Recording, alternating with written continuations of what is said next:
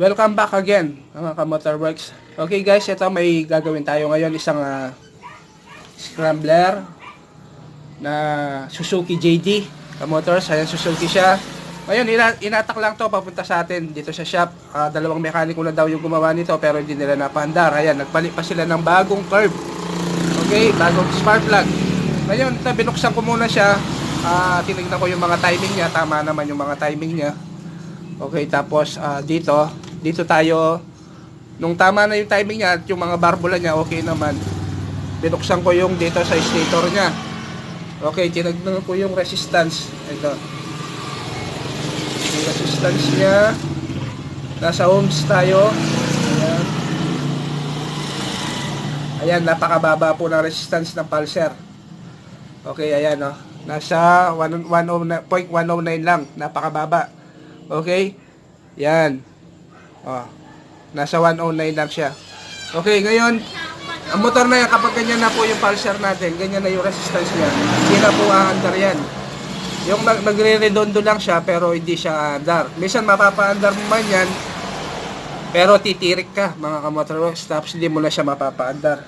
Okay, ngayon, medyo nag-order pa lang kasi ako dito dahil hindi na masira yung stator niya, no? Hindi na masira yung stator. Pulser lang yung sira, yung mahina. Ayan, naka-order ako ng pulser.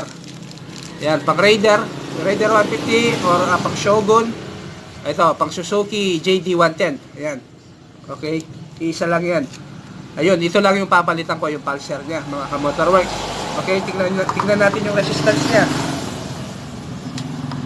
Ito, no?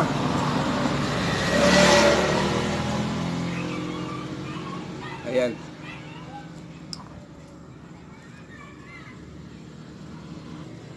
Okay, ito. Ayan. Oh, ayun, yung resistance niya. Sandali. Ako lang kasi mag-isa. Okay, ito. Kasi siya na, nahirapan na kasi akong mag-gawak. Ito na, ayan. Ayun, no?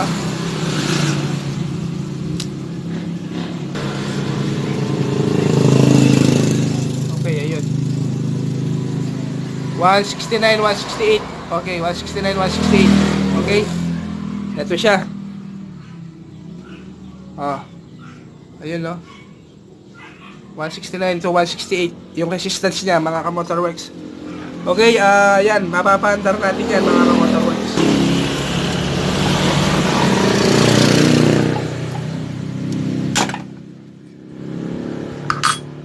Tatanggalin ko lang yung pulser niya. Ito, kinalas ko. Kinat ko na lang yung wire niya dito. Okay. Ito yung ilalagay natin.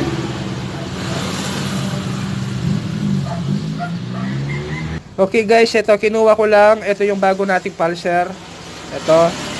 Kinuha ko lang yung bracket nito.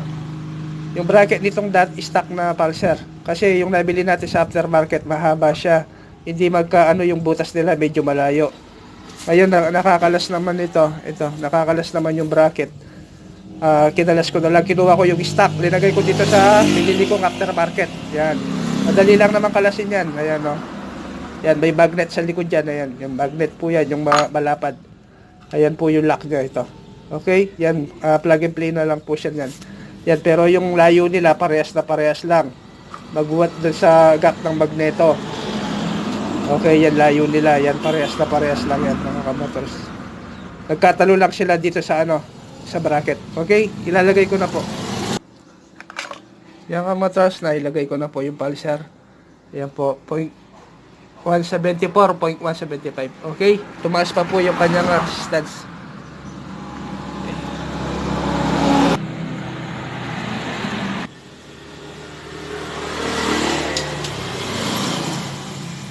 Yan, na-close ko na po siya, mga ka-motorworks. Ngayon, tingnan natin yung kanyang power. Kung solid po yung power na lalabas sa kanya. Yan, napakalakas. Good. Okay. Yan, napakalakas na po ng kanyang power. Maandar na po, guys. Yan, okay na po. Naputol lang po yung video natin kanina. Dari natin.